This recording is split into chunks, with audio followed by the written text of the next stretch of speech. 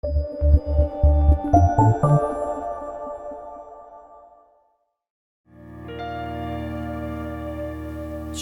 안에서 내 영혼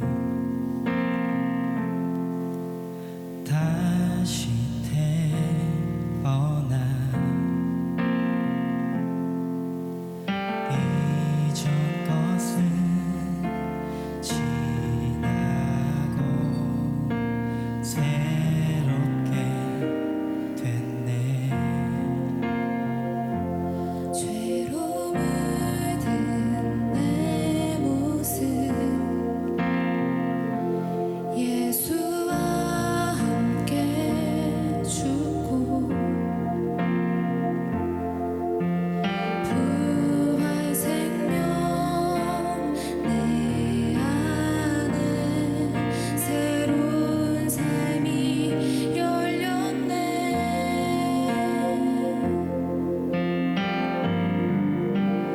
너희가 나를 택한 것이 아니요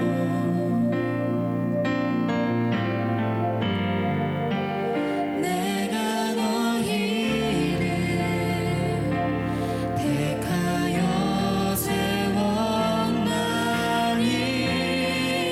오직 내 안에 오직 내 속에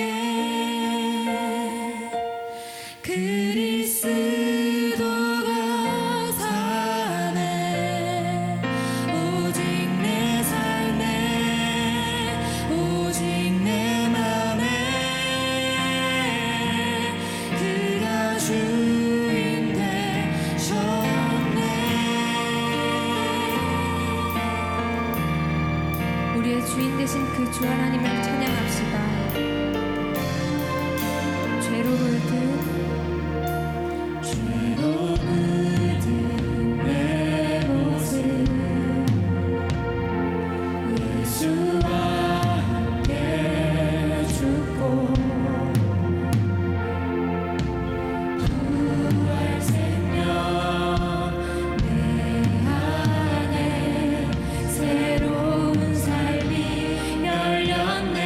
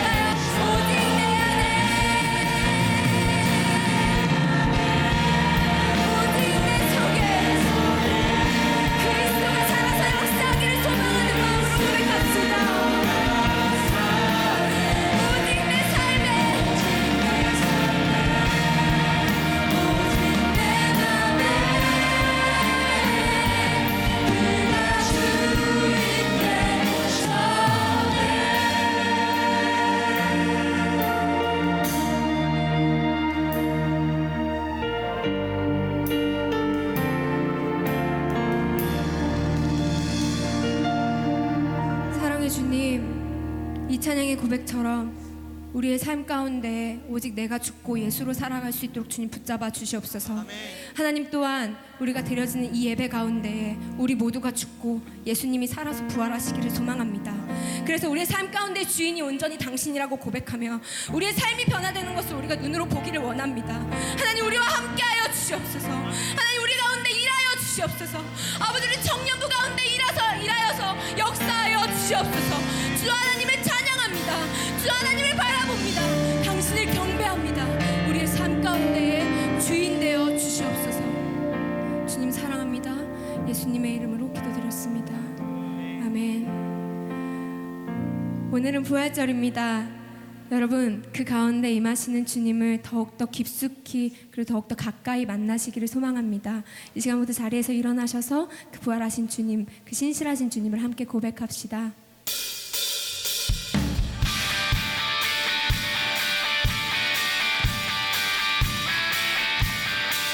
박수 하실까요?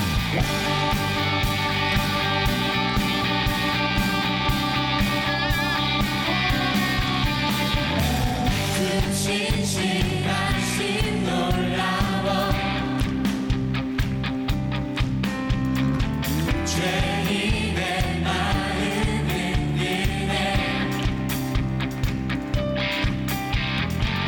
정의의 물가로 인도하시니 그 무엇도 끊지 못해.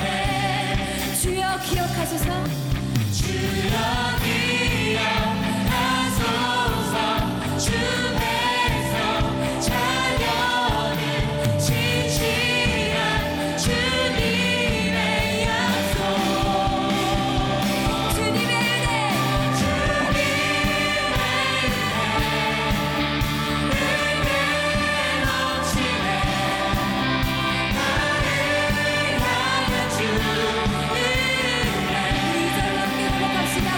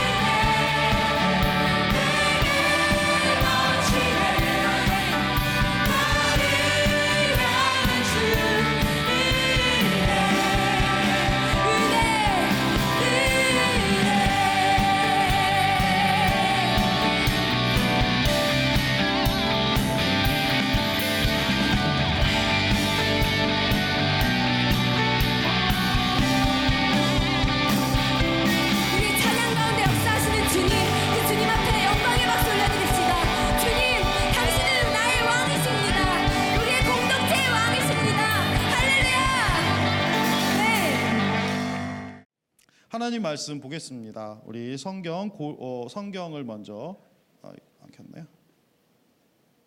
성경을 먼저, 오늘은 여러분 부활절 특집으로 부활의 의미라고 하는 제목으로 여러분과 이야기를 나누겠습니다. 오늘 성경은 고린도전서 15장 42절부터 44절까지 말씀인데요. 우리 잠시 펴놓고 여러분 같이 좀 이야기를 나눴으면 좋겠습니다. 부활절, 부활이 기쁘다라고 하는데, 부활이라고 하는 건 완전한 변화를 의미합니다. 부활은 완전히 바뀌는 거예요. 부활이라고 하는 건 나의 지금의 현재가 이제 내가 죽고 완전히 새롭게 변화된 전혀 다른 존재로 거듭나는 것을 이야기합니다. 그래서 여러분, 부활의 기쁨은 내가 완전히 바뀐다라고 하는 그것에 대한 기쁨을 나누는 것이지요. 그래서 오늘 본문을 보면 이렇게 되어 있습니다. 42절부터 44절까지 같이 한번 읽어볼게요. 시작.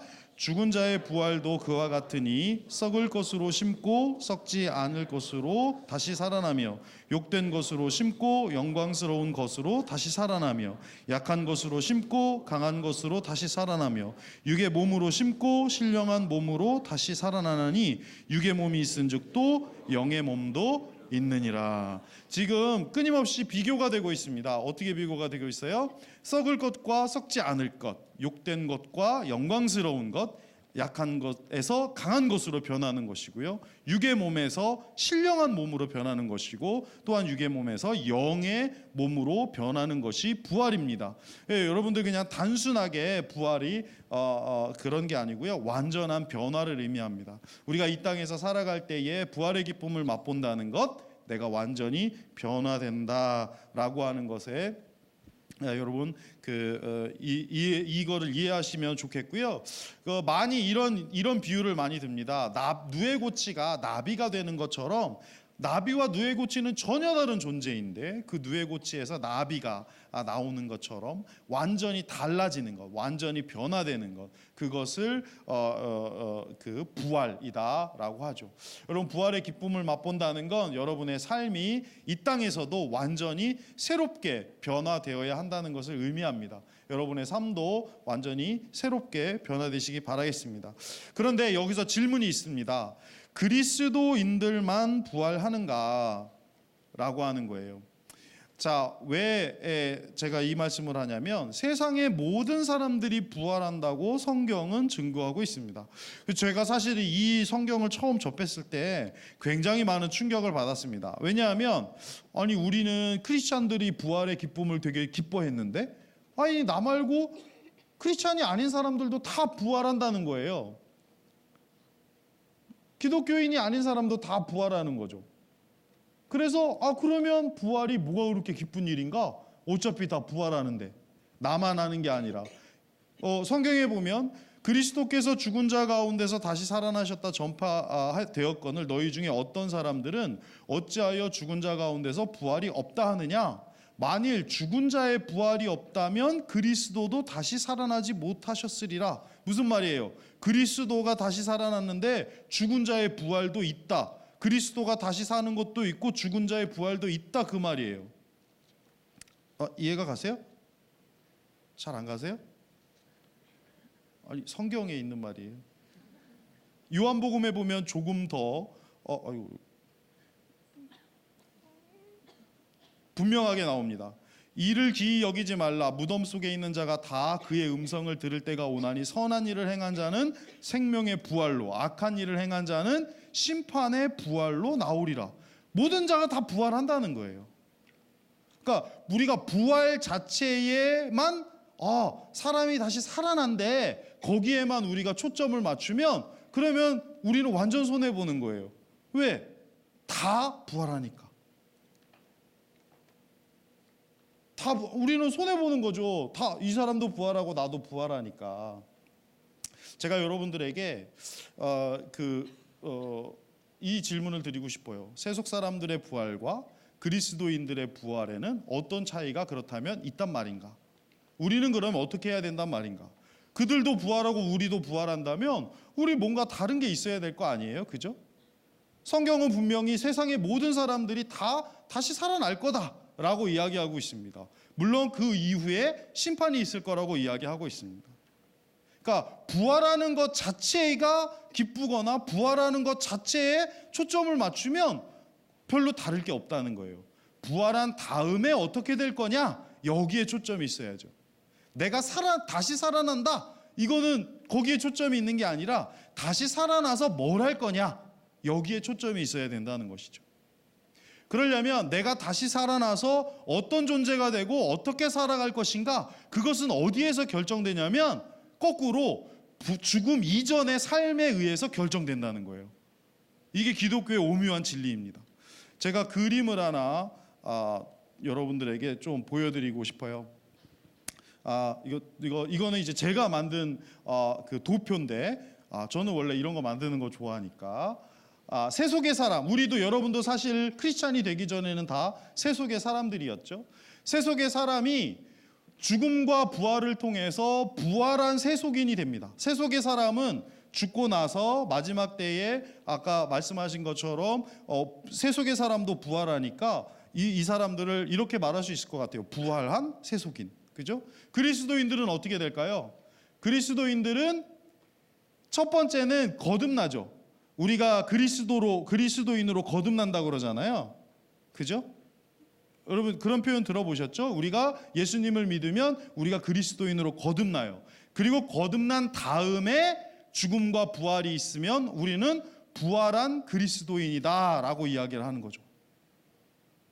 그러면 이제 여기에서 뭐 어떤 차이가 있는지를 보세요. 세속의 사람은 세속의 영과 세속의 육을 가지고 있는 사람들입니다. 근데 이 세속의 사람이 죽음과 부활을 맞게 되면 어떤 사람이 되냐면 세속의 영과 하나님께서 주신 새로운 부활한 육체를 갖게 됩니다. 그런데 그리스도인들은 어떻게 되냐면요. 그리스도인이 된다는 것은 여러분들이 그리스도인이 됐잖아요. 그러면 여러분들은 하나님의 영을 가진 사람 그리고 세속의 육을 가진 사람이 됩니다. 왜냐하면 여러분들이 그리스도인이 되어도 여러분들의 육체는 여전히 그대로 육체잖아요. 내가 기독교인이 딱 되니까 내가 갑자기 막 허물을 막 벗고 그래요? 여러분이 갑자기 나비가 되고 그렇습니까? 아니잖아요. 그냥 여러분들이 그리스도인이 됐어요. 근데 육은 그대로인 거죠. 근데 이 세속적 육을 가진 우리가 마지막에 죽음과 부활을 맞게 되면 어떻게 되냐면 하나님의 영과 하나님의 육을 갖게 되는 거예요. 여기에서 완벽하게 부활한 모습으로 발전하게 되는 것이죠. 이 그림을 보면 여러분들이 부활을 기대하고 부활을 바라는데 뭐가 필요한 거예요? 우리가 부활했을 때 뭐가 달라지는 거예요? 부활한 사람들이 하나님의 영을 갖고 있느냐 세속의 영을 갖고 있느냐에 따라서 그들의 삶이 부활 이후의 삶이 결정된다는 거죠. 그러니까 뭐가 있어야 되는 거예요? 그리스도인으로 거듭남이 있어야 되는 거예요. 그래서 여러분들이 거듭난 다음에는 하나님의 영을 갖고 있는 사람이 되어야 되는 거예요. 여러분들이 지금 다 하나님의 영을 갖고 있는 사람이 되어야 나중에 죽고 부활한 이후에 하나님의 영과 하나님께서 새롭게 주신 육체가 하나가 돼서 참된 부활한 그리스도인으로 거듭날 수 있는 거예요. 이것이 부활의 참된 의미라고 생각하고 여러분들에게 이 말씀을 증거하고 싶었습니다. 따라서 우리가 부활만 기다리면 안 된다는 거죠. 부활만 기다리면 안 된다는 거죠. 뭘 준비해야 되는 거죠? 하나님의 영을 가진 사람이 되어야 되는 거예요. 여러분들 기독교인이 되고 교회에 왔지만 교회에 다니지만 하나님의 영을 가지고 있지 않으면 그 사람은 죽은 다음에 부활하면 부활한 그리스도인이 되어야 하는데 하나님의 영이 없는 거예요. 그러면 세속의 사람하고 다를 게 없잖아요. 그래서 우리가 그리스도인으로 살아가면서 우리 안에 하나님의 영이 있어야 됩니다. 여러분들의 영이 하나님의 영으로 거듭나야 됩니다. 그래서 여러분들이 하나님의 사람이 되어야 되는 거예요. 육체가 변하는 게 하나님의 사람이 아닙니다. 그건 마지막 순간에 일어날 일입니다. 여러분의 영이 하나님의 영으로 바뀌어야 되는 거예요. 그게 하나님의 사람입니다. 그것을 위해서 우리가 기도하고 그것을 위해서 우리가 말씀 보고 찬양하는 거죠. 내가 말씀 아무리 읽고 아무리 찬양해도 나의 육이 변하진 않습니다. 뭐 여러분 뭐 음식 먹는 게 뭐 좀 달라지고 술 담배 안 하면 좀 건강해지긴 하겠죠. 그러나 그게 우리의 육을 변하는 거 아니에요. 우리가 크리스찬이 된다는 건 우리의 영이 변화하는 것이다. 그래야만 마지막 순간에 우리가 부활할 때에 하나님께서 주신 새로운 육체와 하나가 되어 온전한 부활체, 부활의 모습으로 거듭날 수가 있다라는 것이죠. 여러분 우리가 당연히 부활을 기뻐해야 됩니다. 근데 누가 기뻐할 수 있어요? 하나님의 영을 가진 사람만이 기뻐할 수 있는 거예요. 세상의 영을 가진 사람은 기뻐하면 안 돼요. 부활한 다음에 바로 어디로 갈지 몰라. 하나님의 영을 가진 사람은 기뻐해야죠. 아, 이제 내가 하나님의 영과 하나님의 육을 가지니까 이제 완전한 부활을 이루는구나. 여러분 이 땅에서 여러분 하나님의 영을 가진 사람이 되시기를 주님의 이름으로 축원합니다. 하나님의 영을 가진 사람이 되어야 여러분들에게 부활이 의미가 있습니다. 하나님의 영을 가지지 않은 사람은요 부활의 의미가 없어요. 부활을 기뻐하면 안 돼요. 아직이요. 아직 오시면 안 돼요. 아직 아니에요. 하나님의 영으로 거듭나서 여러분들의 삶이 정말 부활을 기대하고 부활을 바라보고 기뻐할 수 있는 그런 삶이 되시기를 주님의 이름으로 축원합니다. 기도하겠습니다. 하나님, 온전한 부활을 이루게 하여 주시옵소서. 이 땅에서 저희들이 그리스도인으로 거듭난다고 했는데 하나님, 하나님의 영을 가진 자들 되게 하여 주시옵소서. 하나님의 영으로 거듭난 자들 되게 하여 주시옵소서. 온전히 하나님을 따르고 하나님의 영으로 변화된 하나님의 영을 가지고 정말 부활 때에 하나님께서 주신 그 육체와 하나 되어서 온전한 부활을 이루는 그런 우리 젊은이 교회 두드리시오가 될 수 있도록 역사해 주시옵소서. 예수님의 이름으로 기도합니다. 아멘.